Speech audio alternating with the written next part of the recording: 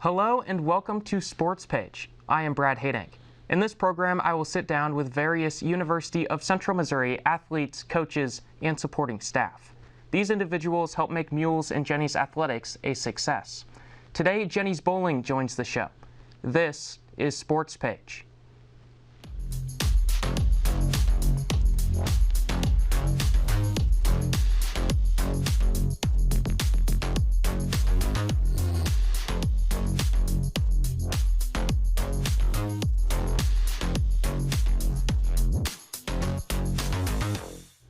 Our first guest today is Jenny's Bowling head coach Ron Holmes. Coach Holmes is in his 36th season overall coaching at Central Missouri and 25th season as varsity head coach for Jenny's Bowling.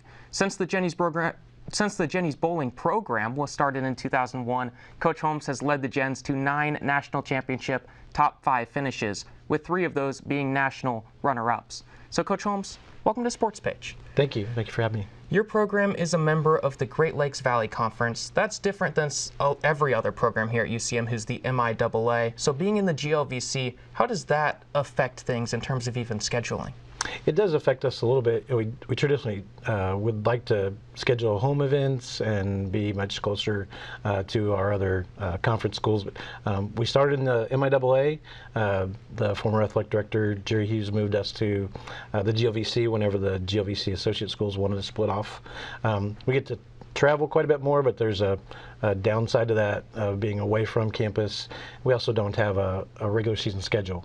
So all of the events that we play are neutral site events and lead us to seeding for the conference tournament at the very end of the year from those.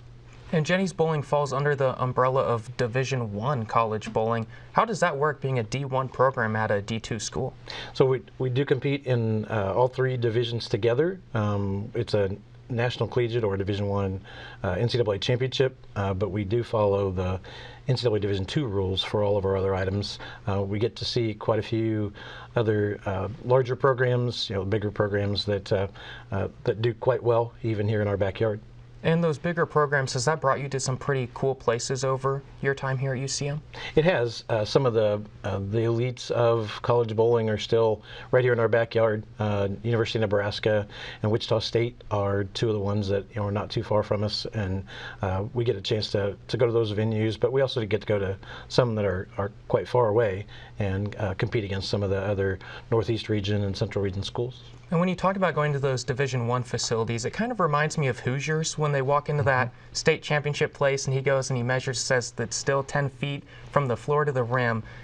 What changes? Because the bowling alleys, the lanes are exactly the same. So when you say a cooler place, what's the difference?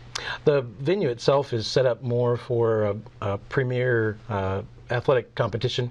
Some of the small venues that we go to don't have some of the same extra spaces that the athletes or even the spectators would use, all the extra amenities that the athletes might have access to. There's different parts of the facility that they get to expand or use as compared to tight spaces, and we use it all each day in the competitions. And earlier you talked about how there's a lot of travel for bowling. How does that work, especially with your student athletes when you're on the road so much? So for us, it's very much student athlete first and safety. So when we do travel, we always try to make sure that we leave at times that are going to get us to certain venues, but also not jeopardize the time away from class. Try to make sure that we take care of them whenever they're on the road. Weather plays into part of that whenever we have to drive to certain events. So sometimes it's by van, but many times it's by people mover. If we have to go a long ways away, we may have to generate and raise a few extra funds to travel by air or by charter bus and share with other schools. So what are some of those longer road trips for you? What's the furthest you've gone? This weekend, ironically, we're headed to Virginia. There's some Northeast region events that we have to compete in to be one of the elites. Delaware, we've been to Texas over some of the different years, Florida, Wisconsin, we're really all over the Midwest, but some of those farther ones, a little bit more of a hike. And there's some things that people may not realize about bowling. First, those big bowling bags that have a lot of bowling balls in them. Could Could you take me through why there's so many? So the bowling balls themselves are treated very much like golf clubs for that particular sport. Some of them have different surfaces, the different preparation for them to try to play in all the environments. So we try to make sure we cover all of our bases. The bags that we tend to travel with are some of the slim line, but they're still 3 balls in a bag, and they're still close to 50 pounds a piece. So thankfully they're on rollers, and we get a chance to drag them all over the place.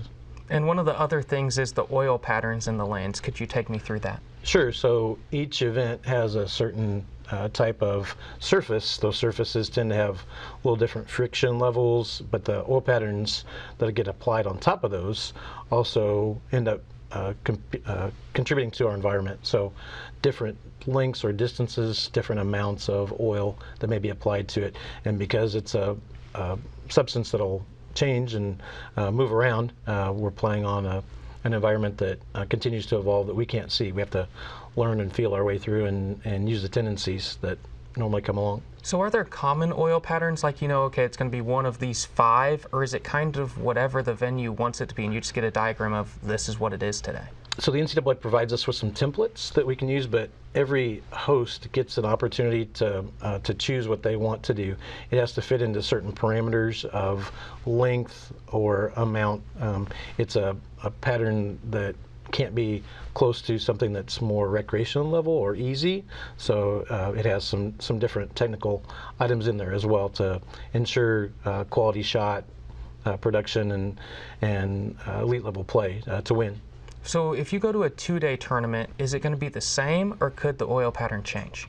It is theoretically supposed to be the same, but there are environmental factors, the temperature that's in the facility each day, but most teams are pretty good at adapting to what they see. So what you play on the first day might have the same environment set up for the second day, but it is going to evolve, and the teams are going to make it change too, and then you have to respond to those changes. And I want to talk about your Jenny's bowling team this season. You recently had your first tournament of the season, finished in 2nd place, went 11-1 over the tournament. How do you evaluate that performance for tournament number 1? I thought it was a great start, and we always try to put some events at the beginning of the year that's similar to what other sports might do for a preseason.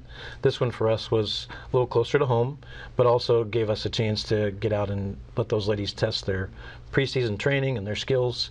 And I thought they did a really, really nice job. It showed us a little bit too some of the areas that we need to try to get a little better and focus on. We have an incredibly young team, and I think for all the success they had during the preliminary rounds, some of their inexperience showed itself during the finals. So what do you think needs to happen in practice? How do you build up those players that are maybe underclassmen for the future? I think part of that is training and continuing to remind them, if we didn't believe in what their skills were or what they could do, then we wouldn't be putting them in those situations. But they're human. They're 18 through 22-year-old ladies, and have an opportunity to learn and grow as they go through, and we continue to try to help them, teach them, and let them learn the different environments they're going to see, especially if we're preparing for the end of the year. And could you take me through your role as a coach? So maybe during a tournament, what are you doing to help the team towards success? So hopefully, if it's going well, I'm just sitting back and cheering them on, but it's very much a jack of all trades. Some of it might be strategy adjustments that they're making, others making sure that they're communicating and watching for different changes that are coming, especially since we moved to a new set of lanes or a new environment every game. We're trying to scout some of the different things that might be going on with the lanes that we're getting ready to play on, and then any secondary changes that they may have that come up. Trying to keep them positive with what they're doing, but also help with some of their alignment and physical things that might trip them up from time to time. And then looking at tournaments, you travel 5, I believe it is, to each tournament, and you have much more than 5 on your roster. As a coach, how do you decide who goes? So at the NCAA level, they have a starting lineup, but we do get liberal substitutions. So we're allowed to take up to 11 to a competition, including postseason. Most of the time, we can't take that many due to cost or distance. But the group itself, when we train, helps prepare us to see what their skill set is on that particular environment. And so we may have a core group of 5 or 6, and then we may have some spare shooting specialists or some individuals that might be very, very good in that particular setting. We use them as substitutions as well. So how do those tournaments work? Is it a team tournament? Do you compete individually at all? Could you take me through that? Sure. It's primarily team, and the easiest explanation is the first day or days, depending upon how long the event is pool play. So very much like a volleyball tournament or another sport tournament, and then the last day is match play or a bracket type of format. So most days are 5 matches per day, whereas a bracket might be a 2 or a 3 round finals that we play in. So you talked about substitutions. How does that work, subbing a person into a match then? So left-handed versus right-handed, spare that might be more difficult for the right-handed person to pick up, you can substitute the left-handed person. It's somewhat similar to softball analogy as well, where you can someone in the middle of a game or even change your lineup at the end of a game. We can't bring them back into a team game, but we can in a Baker game, so they can be in and out and be used to help maximize those experiences. And one of the things I like to ask every coach who joins me on the show, looking at this Jenny's Bowling squad, if there's a viewer out there who doesn't know anything about this team, about this program, what would you want them to know? I'd like for them to understand the ladies are not recreational level players. They're actually athletes in every sense of the word, just rolling a ball down the lane, which happens to be the heaviest ball you can use in a sport. So all the different things that they have to do are very much items they have to control. It's not a power thing. It's more of a control and many times finesse and repetition type of game, along with all the mental elements that come along with being able to do that under stress. Well, Coach Holmes, we appreciate the time. Thank you for joining us today. Thank you for having us. We will take a quick break. When we come back, we will meet Jenny's Bowling Junior, Julia Speich. Sportspage returns right after this. Welcome back to Sportspage. In this next segment, we will be joined by Jenny's Bowling Junior, Julia Speich. Julia is a native of Baldwinsville, New York, and has been a Jenny for her entire collegiate career. So Julia, welcome to Sportspage. Thank you. So you come from New York, Baldwinsville. Could you give the people an idea of where that is in the great state of New York? Yeah, so if you can picture the state of New York, I'm upstate, like directly in the middle. I'm about 4 hours from New York City and an hour from south of Canada. So are you more Buffalo area? No. No. So like Buffalo's west. Okay. I'm literally like right in the middle of New York State. So when you root for teams, is it Buffalo? Is it more New York City teams? Where do you root for? We're definitely a Buffalo Bills family. Sabres for hockey, yeah.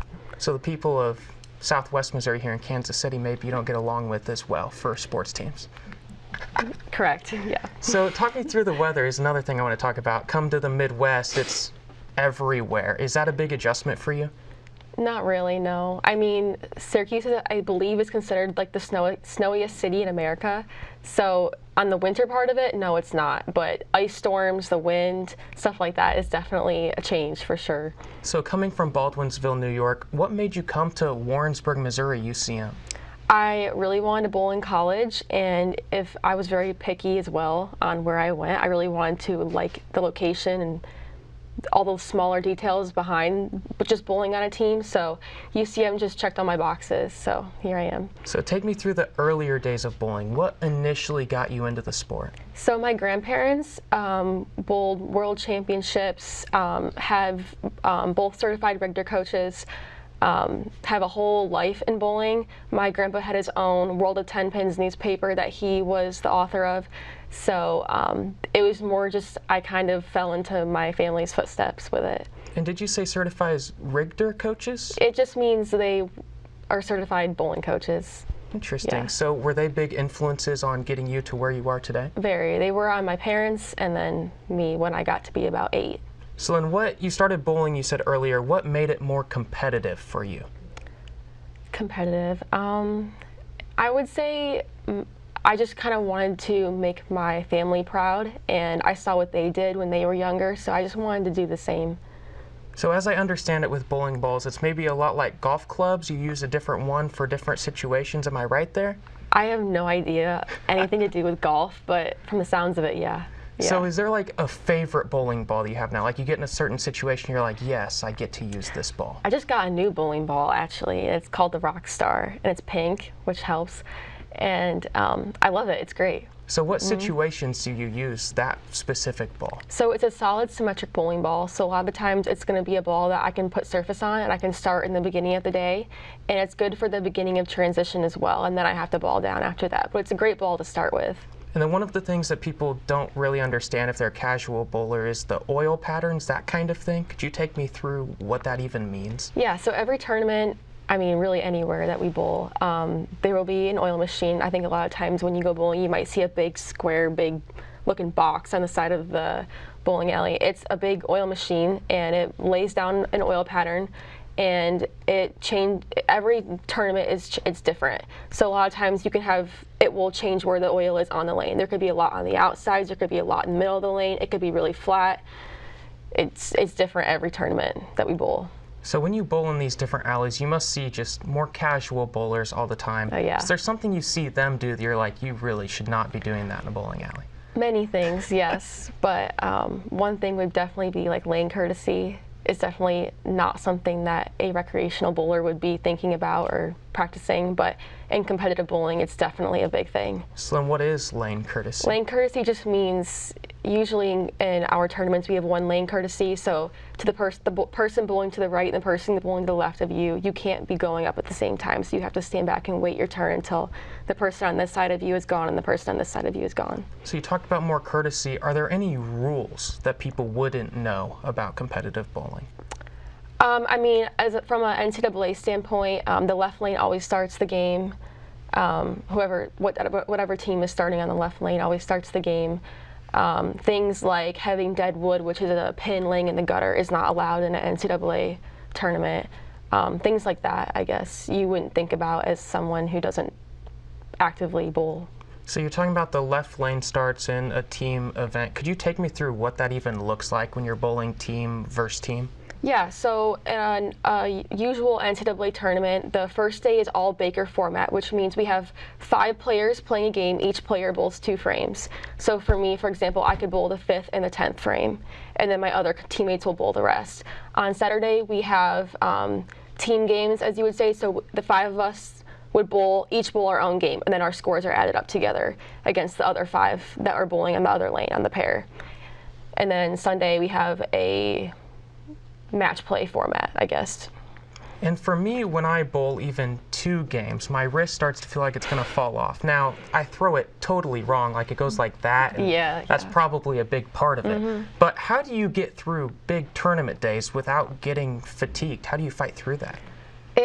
I will say my freshman year, it was very difficult. It's definitely an eye-opener, but we train outside of the bowling alley as well. We lift weights, and we also do cardio. So that also helps keep our stamina up. But for me, like when you're talking about your wrist, I wear a wrist guard. Many of my teammates don't wear a wrist guard, but it's more personal preference and how much strength you have in your wrist. But the wrist guard for me definitely helps in that aspect that you're talking about. And I've seen videos of you throw a bowling ball. It feels like you follow through after the fact. So you throw it and then arm goes through a second time. Is there a reason for that? Have you always done that? Does everyone do it like that? Not everyone does it like that. I mean, you can watch other professionals and they don't do it that way, but it's more just the momentum of me. It's more of a habit as well. So. And you talked about the professionals. You said that your grandparents were big bowlers. Are there any professionals that you looked up to your whole life? I really like Kelly Kulick, and I know a lot of people that aren't in the sport would not know who she is, but she's definitely someone I've looked up to. And then talking about bowling, you've said you've bowled for a long, long time. Yeah. What's your favorite part of the sport? Oh my, many things, but I think one of the main things is the things that it's given me. It's given me so many friends, relationships. It's given me this opportunity to be in Missouri. I didn't even know Missouri was a place before I committed to this school. The traveling aspect of it, I mean, there's just so many things. I'm so grateful that I've been able to be a part of it. And one of my big experiences with bowling is Wii bowling. Now, that's a lot easier for me than normal bowling. That's because I'm bad at the normal sport. For you, you're good at bowling. Is it easier to bowl in person than on the Wii? I think so, yeah. I mean, Wii's confusing. I just did it like last week. It was just, I was struggling. So you bowled better in person this last tournament than you did in the Wii? Oh yeah. So take me through that last tournament. What did that look like for you? I was definitely surprised myself for our first real tournament of the season. I came in feeling really confident in my own game. I felt really confident in what my team could do. And I think for the first tournament, we did very, very well and came together really well. And it was a second place finish, if I'm not mistaken, Yes. in that first tournament. There were plenty of matches along the way. I saw you went 11-1 in that weekend. How did you find so much success in tournament number 1? I think we had a great preseason. We definitely focused on spear shooting, lane play. We have a lot of new faces on the team. All of that, new season vibe. I mean, I think it all just came together, and we all really wanted to start off strong. So we're definitely proud of ourselves for that. You mentioned spear shooting. Could you elaborate on what that means? Yeah, so a lot of the times in these tournaments, striking does not happen a lot. The lanes are really tough, the breakdown is really tough. So spear shooting, if you can fill your frames, a lot of the times you're going to come out successful. So in our practices, we just drill and drill on spares until we can get them right. And we still have a long ways to go with them, but I think we're definitely on the right path with that so far. And we were talking about the bowling team a little bit earlier. The whole roster comes from all over the United States. You come from New York. How did you fit in with this group so early? One thing that I really liked is many of my other friends outside of the team are all from the state of Missouri or Kansas, so they don't understand a lot of the behind-the-scenes struggles that come with being from far away. But we have, like you said, girls from all over the place. I started my first 2 years with 2 international students as well, so that was something that we could definitely bond over, was missing home and the cultural differences as well. So that's one thing that was really nice to be able to have people to relate to on that. And last year on Sportspage, we interviewed Andrea Perez. Yes. How much of an impact has she had during your time at UCM? Oh my gosh, I miss her so much. She was so amazing to bowl with my first 2 years. I definitely looked up to her, and she taught me a lot of things, and it still is from afar. And the bowling team travels a lot over the course of a season. How do you balance even academics with athletics when you're on the road so much? I've definitely had my struggles with it. It's not easy. It's something that's not talked about a lot, is the amount of time that we are away. But I think it's taught me so much, and I'm still working on improving that on my own. So it's definitely difficult, but we have many resources and people here to help us. So I've sensed that it's going to be better for me this season. I'm sure as many of the other girls as well. And we've talked about the team, but I want to ask you about your coach, Coach Ron Holmes. How much of an impact has he had during your time here? He's been great. He's very understanding. We've all had our struggles, whether it's in a competition or outside. He's definitely been there for me during mine, and I think he's great. I love him. So during that first tournament, again, I mentioned your team placed second. That means you played for a championship. You bowled for one in that first tournament. How important is it to get that experience on a team that maybe has some underclassmen in the top 5? How important is that experience early in the season? Oh, I think it's a great experience. I'm really hoping that we'll be in that situation again. Hopefully we win, but just in that championship match, it brings an extra level of fire and pressure, and I think overall, the lanes were cooked. It was hard, that last championship match, but everyone gave it their all, and we were battling through, and I think it taught us a lot, and we're ready to use what we learned in the future. And you have found so much success here as a bowler at UCM. What is one aspect of your game that you could point to on why you found so much success? For me, I think recently I've definitely upped my spear shooting overall. Again, had my struggles this past weekend, in the past 2 years, but one thing to just stay in the game when it comes to college bowling is spear shooting and being accurate. And if you can do those 2 things, I tell myself, if I can do those 2 things, then I will get to where I want to be. And bowling must be a very mental sport. How do you deal with the mental side of things? Again, that's something that I have learned over time to do, but I feel like I have gotten pretty successful in bowling under pressure, and I'm excited to continue to learn how to do that. Bowling as our anchor, hopefully, a lot of the time this year, so I'm excited to continue to learn through those situations, I guess. Yeah. Well, Julia, we've ran out of time this morning, but thank you for joining the show today. Thank you. Well, that is all of the time we have for this episode. I'd like to thank our guests, Coach Ron Holmes and Julia Speich, for joining me today. My name is Brad Hadank, and thank you for watching Sportspage.